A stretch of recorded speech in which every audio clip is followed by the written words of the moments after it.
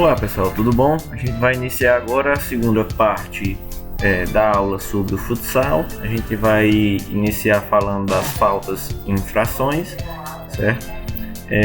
E vamos falar um pouquinho mais de algumas regras mais complexas do futsal. O futsal, as faltas no futsal, elas são aplicadas quando um jogador faz algo que é sancionado pelas regras, normalmente sendo contra um jogador adversário ou com o intuito de prejudicar a equipe adversária, tentando manipular o resultado. Essas faltas são marcadas de várias formas e distâncias, tendo também diferentes regras para sua marcação. Nós vamos analisar agora um pouco como é que são essas regras e essas marcações. São aplicadas através do tiro livre direto, tiro livre indireto e pênalti ou penalidade máxima. Primeira coisa, a gente vai saber quais são as sanções do tiro livre direto, indireto e do pênalti, tá? O tiro livre direto, ele é efetuado quando é feita uma paragem no jogo porque houver alguma dessas infrações. Então, quando ocorrer essas infrações, o árbitro ele vai dar um tiro livre direto. Como é que eu sei que o árbitro ele vai dar um tiro livre direto? Ele vai apontar com a mão a direção da equipe que está atacando, apontar para frente, com a palma da mão aberta. Então a gente vai saber que é um tiro livre direto. Quando acontece? Quando o jogador adversário der o pontapé no outro, derrubar o jogador do outro time, bater, cuspir ou tentar segurar o adversário, empurrar, oferecer perigo ao outro jogador de maneira imprudente, praticar uma jogada que atinja de forma perigosa qualquer jogador. Tá? Então, quando acontecerem essas situações, o árbitro ele vai dar um tiro livre direto. É anotada a falta para essa equipe e, se for feita dentro da zona penal, a equipe que fez a falta, então é marcada o pênalti.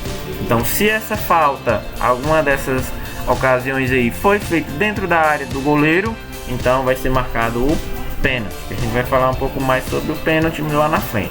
Se foi marcado fora da área do goleiro, então vai ser marcado o tiro livre direto. E como é que é batido esse tiro livre direto? Aqui tem um exemplo, já para a gente poder analisar. O jogador ele pode bater diretamente para o gol. Caso seja gol, como por exemplo foi aí, é validado. Podem haver jogadores na frente, a chamada barreira, que o goleiro ele pode organizar. Porém, tem que ficar numa distância de pelo menos 5 metros ao redor da bola, não pode ficar próximo, tem que ficar distante mais ou menos 5 metros. E o jogador ou ele pode chutar diretamente para o gol, ou ele pode tocar para um companheiro de equipe, tá bom? Então o tiro livre direto nada mais é do que um chute a gol ou um toque para o companheiro de equipe, e caso seja gol, esse gol ele é validado. O tiro livre indireto ele tem como característica que não pode entrar dentro da baliza ou validar o gol depois que um jogador, a não ser que um jogador ele tenha tocado na bola. Daí indireto. Como assim? Vamos orientar. A gente viu no direto que a mulher aí ela chutou direto e fez o gol. Beleza.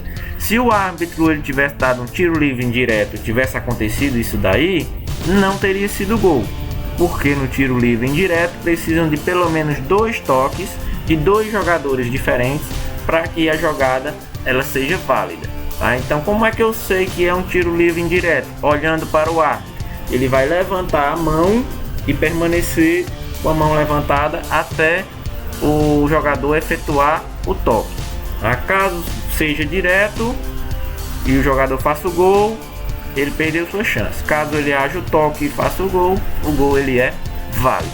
Então, quando é que o juiz ele vai marcar o tiro livre indireto?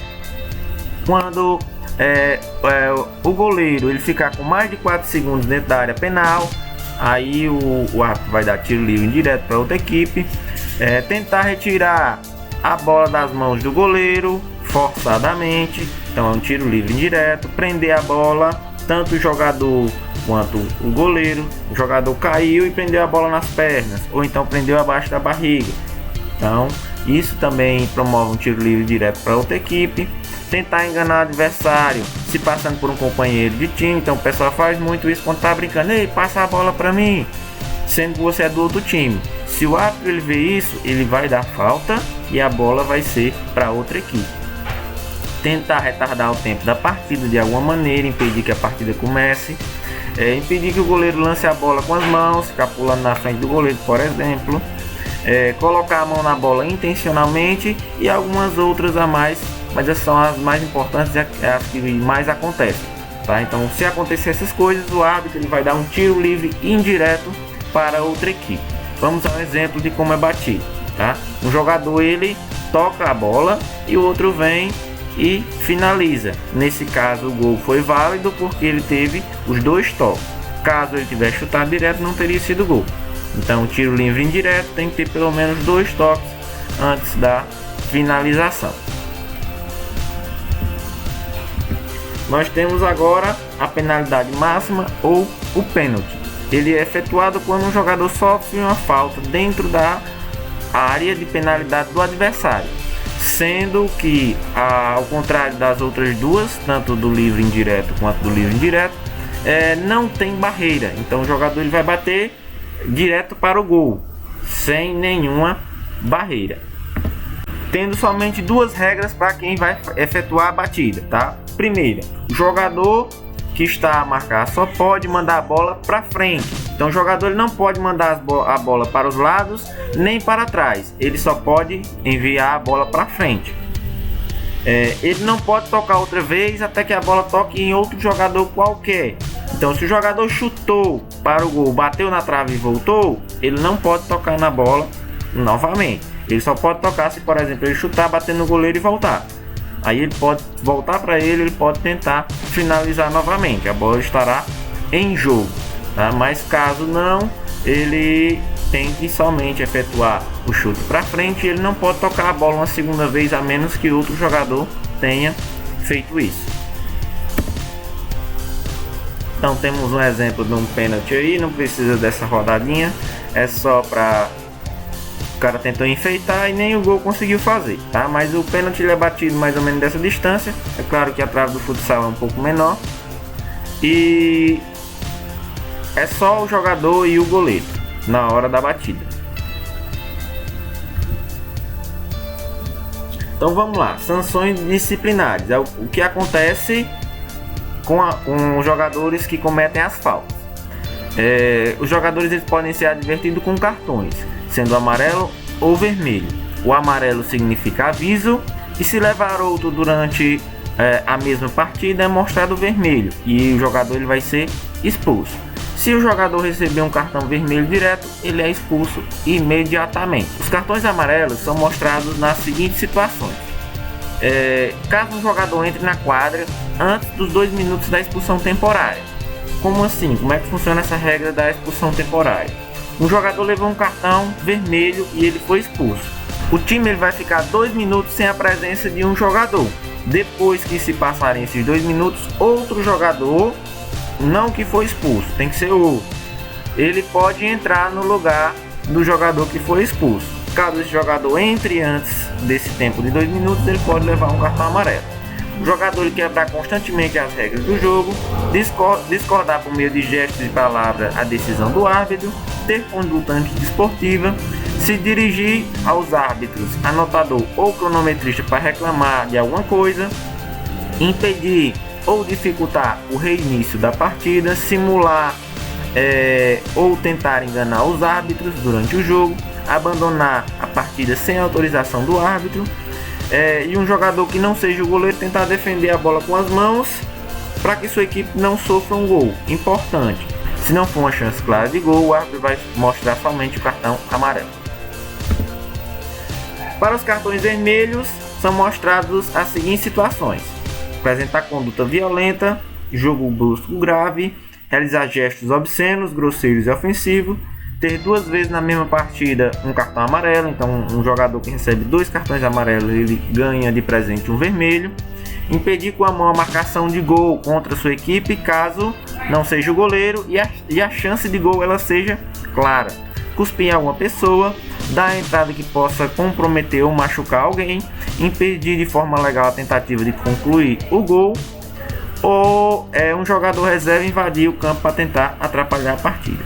tem algumas outras também, mas essas são as mais importantes que o jogador ele vai levar um cartão vermelho se ele fizer.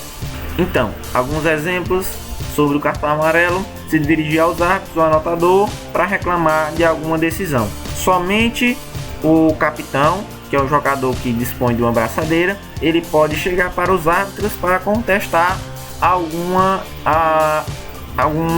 aplicação que ele fez, alguma falta ou alguma decisão que ele veio a tomar. Somente o capitão da equipe, e ele só pode ir com o intuito de conversar, sem mudar a entonação de voz ou um tom de agressão. Ou conduta antidesportiva. Nesse caso, os jogadores eles tiraram a camisa durante a partida, então isso não é permitido. Então cada um aí que tirou a blusa levou um cartão amarelo pela conduta antidesportiva.